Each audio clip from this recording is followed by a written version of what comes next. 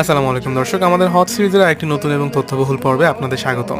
প্রত্যেক হজযাত্রীর কাছেই যে জায়গাটায় যাওয়া অবধারিত সেটি হচ্ছে মুজদালিফা। মুজদালিফা অর্থ একত্রিত হওয়া বা মিলিত হওয়া। আদিপিতা আদম আলাইহিসসালাম ও আদিমাতা হাওয়া আলাইহিসসালাম পৃথিবীতে বহুদিন অবস্থানের পর আরাফাতের অদূরে এখানেই প্রথম মিলিত হয়েছিলেন।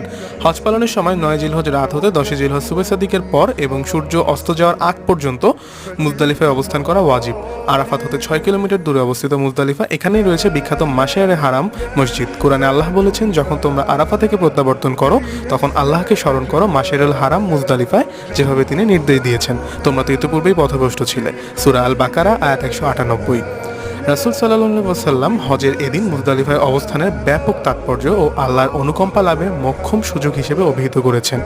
আরাফাত হয়ে এসে মুজদালিফায় একত্রে মাগরিব ও এশার নামাজ আদায় করা ওয়াজিব।